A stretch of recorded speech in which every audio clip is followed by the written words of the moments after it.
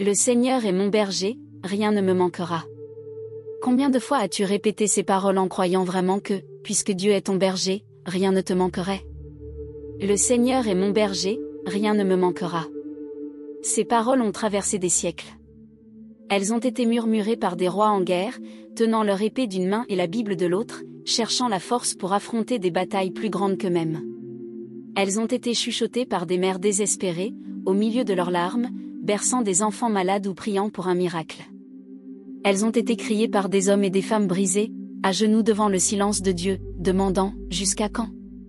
Aujourd'hui, ces mêmes paroles sont ici, peut-être sur l'écran de ton téléphone, entre les notifications, les réseaux sociaux et les rappels de factures échues. Peut-être les as-tu lues ce matin avant de partir travailler, avec un cœur lourd et des yeux gonflés de pleurs.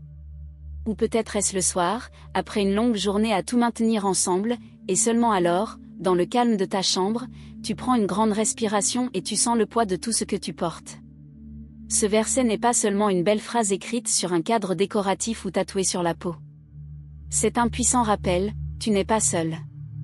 Personne n'a besoin de traverser tout cela seul.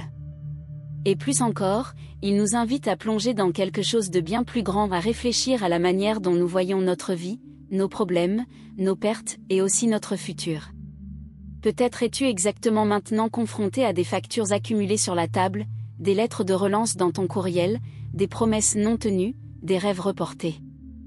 Peut-être ton cœur est-il fatigué de battre trop vite, de ressentir anxiété, frustration, peut-être même honte. Ta foi peut être ébranlée, cachée sous des couches de déception, comme une petite flamme se battant contre un vent fort.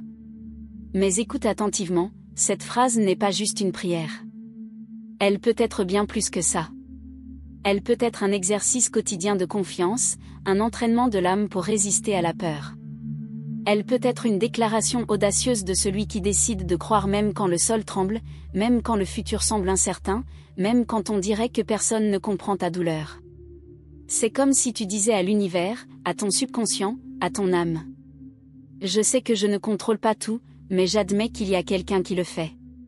Je choisis de croire que, même sans comprendre, je vais surmonter. Même sans voir, je continuerai. Ces mots peuvent devenir ton mantra, ton ancre. Un lieu sûr en toi, où la paix réside, même au milieu de la tempête. Car, le Seigneur est mon berger, veut dire, je sais qui marche avec moi sur le chemin. Et, rien ne me manquera, signifie, je choisis de croire que, dans le bon moment, tout s'ajustera. Ce n'est pas ni la réalité.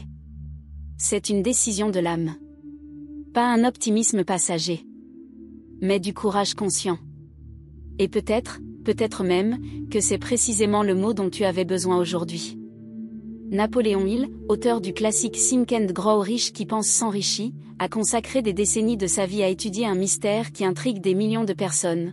Pourquoi certains hommes réussissent-ils à construire de grandes fortunes, tandis que d'autres, même intelligents et travailleurs, restent coincés dans une lutte constante pour survivre? Il a interviewé plus de 500 millionnaires, non seulement des milliardaires célèbres, mais aussi des hommes et des femmes ordinaires ayant atteint des niveaux extraordinaires de succès.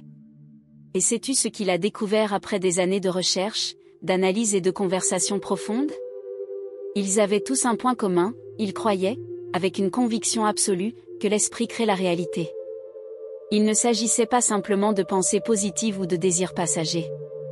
C'était une croyance profonde, silencieuse, qui modelait chaque décision, chaque parole et chaque geste. Et ce qui est le plus surprenant, c'est que cette idée n'est pas nouvelle. Elle n'est pas née avec les livres de développement personnel ni avec les conférences motivantes modernes. La Bible en parlait déjà depuis des millénaires. Regarde bien. Le Seigneur est mon berger. Cette phrase n'est pas juste une métaphore poétique. C'est une déclaration d'identité. Un choix conscient de l'âme. Cela veut dire, je sais qui détient le contrôle. J'accepte que je ne suis pas seul dans ce voyage. Et juste après vient. Rien ne me manquera. Ce n'est pas une prière demandant de l'aide. Ce n'est pas un vœu vague. C'est une affirmation puissante. Une certitude intérieure. Une décision de vivre comme quelqu'un qui a compris, quand la source est inépuisable, la rareté n'a pas de place. Peut-être es-tu là, maintenant, en train de te demander. Mais comment puis-je avoir une telle certitude, entourée de tant de difficultés? Avec des factures impayées, un cœur fatigué et une foi ébranlée? C'est une question sincère. Vraie. Humaine. La réponse n'est pas simple, mais elle est claire. La foi n'est pas l'absence de problème. La foi est la présence d'un but. C'est cela qui fait toute la différence. La vraie foi ne nie pas la réalité. Elle change la façon dont tu perçois la réalité. Connais-tu cette sensation de courir constamment sans jamais arriver nulle part? De faire tout correctement, mais de continuer à souffrir les mêmes frustrations? Tu vis peut-être uniquement pour survivre, au lieu de vivre avec un but. La foi change ta vibration. Littéralement. Elle te sort du cycle de la peur, de l'anxiété et du désespoir, et te met sur le chemin de l'espoir conscient. Ce n'est pas un optimisme vide, qui disparaît à la première difficulté. C'est du courage conscient, celui qui persiste même quand tout semble s'effondrer. Et c'est exactement cette foi qui, peu à peu, va reprogrammer ton esprit. Elle remplacera les pensées qui te paralysent par des paroles qui t'impulseront en avant. Elle transformera une mentalité de rareté en un cœur abondant. Elle changera des journées de combat en opportunités de croissance. Elle modifiera ta vision de Dieu, de toi-même, et même de tes problèmes. Car tu n'as pas été créé pour passer ta vie à lutter contre le vent. Tu as été fait pour marcher avec un but, même sous la tempête. Pour déclarer, même sans tout comprendre. Le Seigneur est mon berger, rien ne me manquera. Une phrase. Une promesse. Une décision de l'âme. Et si ce moment a touché profondément ton être, écris dans les commentaires. Même sans comprendre, je choisis de croire. Car la véritable foi commence par une seule décision, et se termine par une vie transformée. Profitant pour t'abonner à la chaîne, et partager la vidéo avec ceux qui doivent traverser cette métanoïa, ce changement de pensée. Mais par où commencer? Commence par le cœur, toute transformation commence à l'intérieur. Si tu vis dans l'anxiété, peut-être est-il temps de t'arrêter un peu, de respirer et de te rappeler, tu as de la valeur. Pas à cause de l'argent que tu gagnes ou des choses que tu résous. Tu as de la valeur parce que tu existes. Utilise des paroles puissantes, répéter « rien ne me manquera » peut sembler difficile au début. Surtout si tu sens que tout te manque. Pourtant, continue à le faire. Transforme-le en habitude. Laisse cette phrase pénétrer ton subconscient et commence à remplacer les pensées qui te font du mal. Apprends à te reposer, le psaume 23 dit « Il me couche dans de verts pâturages, il me conduit près des eaux tranquilles ». Ce n'est pas un luxe. C'est nécessaire. Tu dois apprendre à te reposer sans culpabilité. Avoir la paix ne signifie pas rester immobile. Cela signifie recharger tes forces pour continuer avec plus de sagesse. Fais face à la vallée avec foi, tout le monde traverse des moments difficiles. Problèmes familiaux, crises émotionnelles, doutes spirituels. Personne n'y échappe. Ce qui change, c'est la manière dont on affronte ces vallées. Le psalmiste dit, « Même si je marche dans la vallée de l'ombre de la mort, je ne craindrai aucun mal, car tu es avec moi. » Ce n'est pas nier la peur. C'est reconnaître que tu n'es pas seul dedans. Cherche des connexions authentiques, tu n'as pas été fait pour tout porter seul. Parle à quelqu'un de confiance, un ami, un guide spirituel, un conseiller. Partager ta douleur soulage le cœur et ouvre la voie à la guérison. Investis en toi-même, cherche des prêches, des louanges, des prières et du discipolat. Trouve des communautés qui te renforcent. Cherche quelque chose qui apporte du sens, pas seulement de l'émotion. Cela t'aidera à construire une base solide pour surmonter toute crise.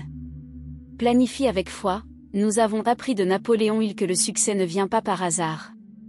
Il vient de décisions fermes, d'actions constantes et d'un esprit clair.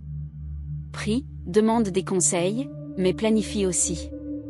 La foi sans action est inutile. L'action sans foi est de la fatigue. Rêve avec un but, tu n'as pas été créé pour courir derrière quelque chose dont tu ne connais même pas la nature. Demande-toi, quel est mon but? Qu'est-ce que je veux laisser derrière moi? Des rêves alignés à un but durent plus longtemps, marquent davantage et apportent plus de paix. Et certainement, la bonté et la miséricorde me suivront tous les jours de ma vie, et j'habiterai dans la maison du Seigneur pendant de longs jours. Ce verset conclut parfaitement. Il ne parle pas de perfection, mais de continuité. De celui qui persévère, même fatigué. De celui qui continue, même blessé. De celui qui choisit de croire, même souffrant. Si aujourd'hui tu t'identifies à cet homme du psaume 23, alors fais une chose maintenant, arrête-toi, respire profondément et dis du fond du cœur. Le Seigneur est mon berger, rien ne me manquera. Relis-le. Cette fois-ci, comme quelqu'un qui plante une nouvelle graine dans son esprit. Comme quelqu'un qui décide de changer. Comme quelqu'un qui croit. Et si ce moment a touché ton esprit, écris ici. Même sans comprendre, je choisis de croire. Car ce n'est pas qu'une phrase. C'est un engagement envers toi-même et ton futur. Et souviens-toi. Tu n'as pas été fait pour t'arrêter à mi-chemin. Tu as été fait pour aller plus loin.